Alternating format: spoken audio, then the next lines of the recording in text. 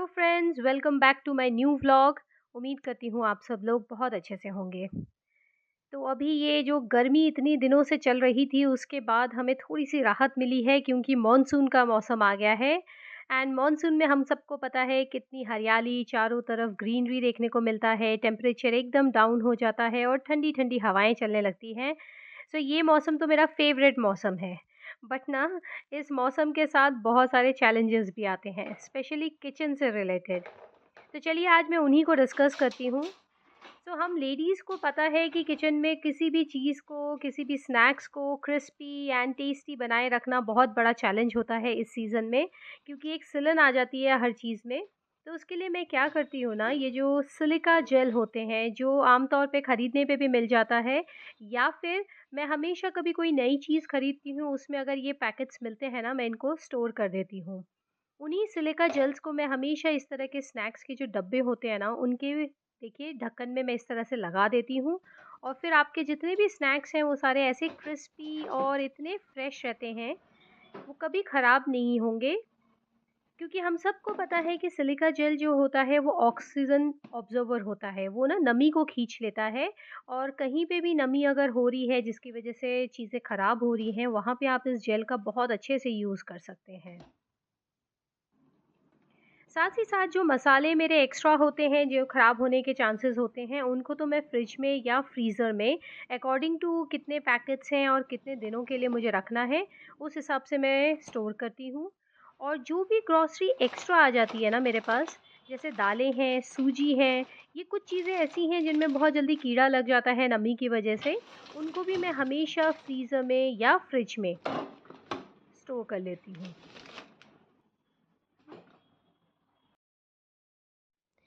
Heavy rainfall या बहुत ज़्यादा लगातार बारिश की वजह से अक्सर ये चैलेंजेस हम घर में फेस करते हैं कि मैट्रेसेस एंड पिलोज़ को मेंटेन करना बड़ा मुश्किल हो जाता है। इस सीज़न में हम बहुत ज़्यादा सनलाइट दिखा नहीं पाते हैं, और जिन घरों में ऐसे कमरे होते हैं जहाँ सनलाइट आना मुश्किल है, वहाँ तो ये बहुत मेजर प्रॉब्लम होता है। सो इसका ईज़ी और सबसे इफ़ेक्टिव वे ये है कि बेकिंग सोडा जो होता है उसे आप मैट्रेसेस में इस तरह से स्प्रेड कर लें। इस समय ना मेरे बच्चे स्कूल गए हुए हैं और मैं इसी टाइम को इस चीज़ के लिए यूटिलाइज़ करती हूँ। कम से कम 2 से 3 घंटे मैं इस बेकिंग सोडा को बेड पे स्प्रेड रखती हूँ मैट्रेस में, और उसके बाद वैक्यूम क्लीनर से क्लीन कर लेती हूँ। तो वैक्यूम क्लीनर से जब मैं क्लीन करती हूँ तो ना सिर्फ मुझे वो जो सिलन की एक स्मेल होती है, ओडर होती है, उसी से मुझे निजात मिलता है, बल्कि जितना भी डर्ट है, जर्म्स है, वो सारे निकल जाते हैं। ये एक्टिविटी अगर मुझे लगता है 2 से 3 महीने में भी किया जाए ना, बहुत बढ़िया से आपके मैट्रेसेस और पिलोज़ मेंटेन रहते हैं इस सीज़न में।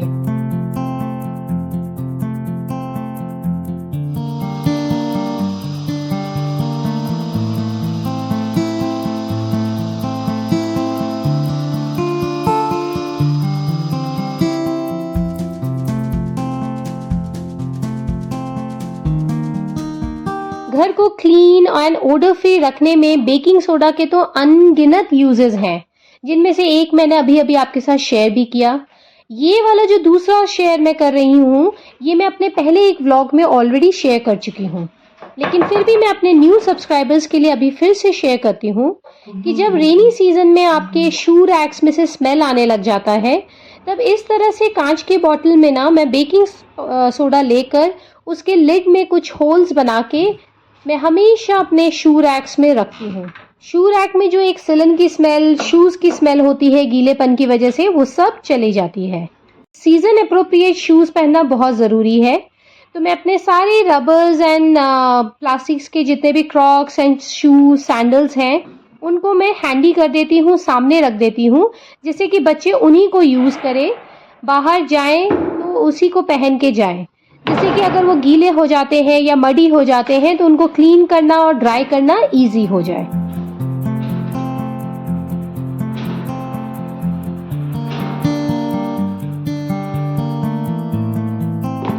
हम सभी के घरों में leather shoes, leather bags, leather की बहुत सारी चीजें होती हैं जो रेनी सीजन में फंगस लगने का उनमें बहुत डर होता है।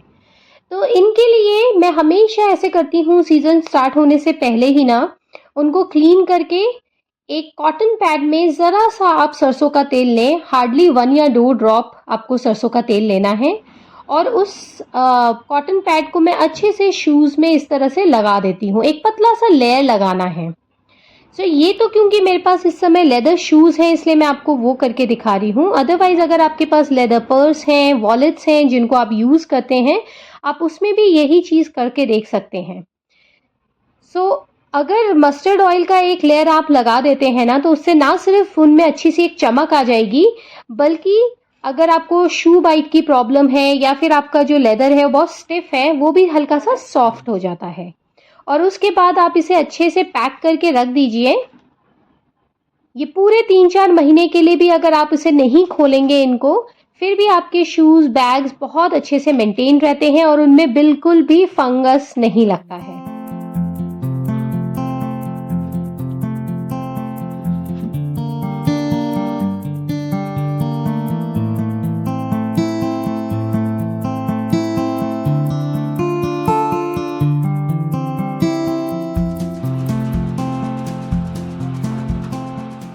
वॉशरूम्स के सिलन को हटाने के लिए, वॉशरूम को नीट एंड क्लीन रखने के लिए बेस्ट है नेफ्थलीन बॉल्स। ये मैं पूरे साल वैसे भी यूज़ करती हूँ, लेकिन रेनी सीज़न में ये मस्ट हो जाता है।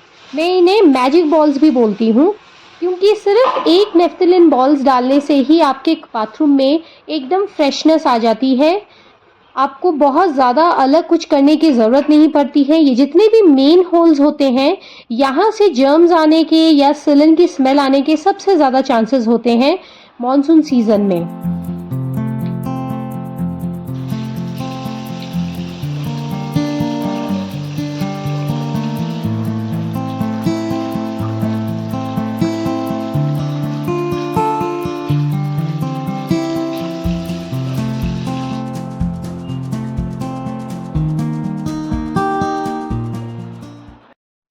कई बार घर से बाहर जाना हो और उस समय आपको अम्ब्रेलाज या रेनकोट आपको जगह पे ना मिले और आपको ढूंढते रहना पड़े ना, तो ये बहुत ही ज़्यादा इरिटेटिंग हो जाता है। तो इसलिए हमेशा सीज़न स्टार्ट होने से पहले मैं इस तरह से मेन गेट के पास एक प्लास्टिक के बास्केट में सारे अम्ब्रेलाज को रख देती हूँ, जिससे कि ये बहुत ही हैंडी हो जाता है। घर से निकलते ही आपको साइड में दिख जाता है। और जब भी हम घर से बाहर से भी आ रहे होते हैं और अगर हमारे जितने भी छाते और अम्ब्रेला है वो गीले होते हैं ना, तो लॉबी में खुला रखने की वजह से वहाँ पे बहुत ही कीचड़ या पानी पानी हो जाता है। तो इन बास्केट्स की वजह से क्या होता है, पानी सारा इसी में इकट्ठा हो जाता है, जिसे आप इजीली डिस्कार्ड कर सकते हैं। रेन कोट्स को भी मैं हमेशा हैंडी रखती हूँ और मेन डोर के पास ही जो ड्रॉर होता है उसमें रखती हूँ। बाहर से आने के बाद जब वो गीले होते हैं, उनको ड्राई करने के बाद सबसे पहले मैं यहीं पे रख देती हूँ। मेरा नेक्स्ट पॉइंट ना फूड वेस्टेज से है। अक्सर क्या होता है, रेनी सीजन में ना लहसुन थोड़े सस्ते हो जाते हैं, क्योंकि इनमें भी बड़ी जल्दी फंगस लगते हैं। अगर आप छिलके वाले लहसुन लेकर आए और उनमें नमी की वजह से फंगस लगने लगते हैं, तो बेस्ट ये है कि अगर आपको रीज़नेबल रेट में मिल रहा है, जैसे मुझे ना बहुत अच्छे रेट पे मिला था, तो मैं आधा किलो का पैकेट ले आई हूँ। इनमें से आधे को मैं स्टोर कर लूँगी, जिसके लिए मैंने ऑलरेडी गार्लिक को धो के थोड़ा ड्राई कर लिया है। अब मैं इसको पीसने वाली हूँ। पीसते समय हमेशा ध्यान रखें कि उसमें पानी ना डाल के ना थोड़ा सा ऑयल डालें। यहाँ मैंने 250 ग्राम में लगभग 2 चम्मच भर के तेल लिया है। इससे आपको गार्लिक को ग्राइंड करने में भी इजी हो जाएगा और ऑयल की वजह से ही ना गार्लिक का जो फ्लेवर है, जो उसकी एक खुशबू है, वो भी बरकरार रहती है, चाहे आप 6-7 महीने के लिए ही क्यों ना इसको फ्रीज़ करके रखें। तो जितना भी मैंने पीसा है उसमें से थोड़ा मैं फ्रीज़ कर ले रही हूँ और थोड़ा सा मैं घर के यूज़ के लिए ही ना एक एयर टाइट कंटेनर में भी पैक कर लूँगी और इसे मैं फ्रिज में रख लूँगी। थोड़े से पिसे हुए गार्लिक का मैं यहाँ पे चटनी भी बना रही हूँ। ये भी बहुत ही मज़ेदार चटनी होती है और इसके लिए मैंने 2 चम्मच तेल लिया है, जिसमें मैंने ज़ीरे का तड़का लगाया है और जो अक्खा लाल मिर्च होता है फुल वाली, उसको पीस के जितना आपको टेस्ट चाहिए, जितना आपको तीखापन चाहिए, उसको मिक्स कर लीजिए। और गार्लिक के साथ फिर उसे थोड़ा सा पकाने के बाद लास्ट में मैंने खटास के लिए नींबू डाला है, 2 चम्मच नींबू डाल के ये चटनी एकदम मज़ेदार सी तैयार हो जाती है।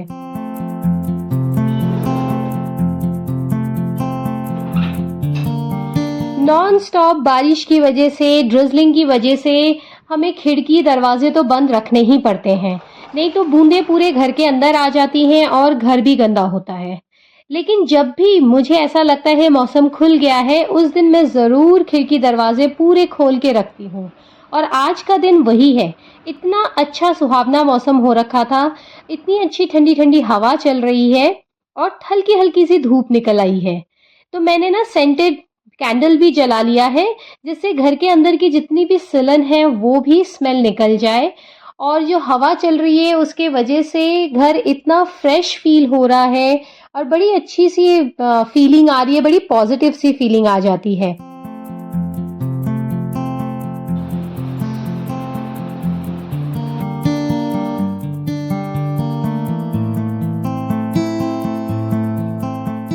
जैसा मैंने शुरू में शेयर किया था कि ये मौसम जितना प्यारा और सुहावना लगता है, लेकिन इसके साथ घर के और हेल्थ से रिलेटेड बहुत सारे चैलेंजेस भी आते हैं। घर के रिलेटेड चैलेंजेस का तो मैंने अपने उपाय आपके साथ शेयर कर लिए। अब हेल्थ की तरफ भी ध्यान रखना बहुत ज़रूरी है, क्योंकि इस मौसम में फ्लू, वायरल ये बहुत आम है। अगर हम ज़रा सा भी हेल्थ पे ध्यान ना दें, तो अपनी इम्यूनिटी को अगर स्ट्रॉन्ग ना बनाए ना, तो बहुत जल्दी कैच करने के चांसेस हो जाते हैं। तो मैं हमेशा कोशिश करती हूँ कि चाय जब बनाऊँ तो उसे अच्छे से अदरक, तुलसी या तेज पत्ता इस तरह से हर्बल टी बना के पीऊँ। और बच्चों को भी मैं कोशिश करती हूँ कि दिन में 1 चाय हर्बल टी उनको भी दूँ, जिससे उनकी भी इम्यूनिटी स्ट्रॉन्ग हो। तो चलिए फिर आज का व्लॉग मैं यहीं फिनिश करती हूँ और उम्मीद करती हूँ ये व्लॉग भी आप लोगों के लिए बहुत ज़्यादा यूज़फुल होगा। मिलती हूँ आपके साथ नए व्लॉग में, तब तक के लिए स्टे सेफ, स्टे हेल्दी।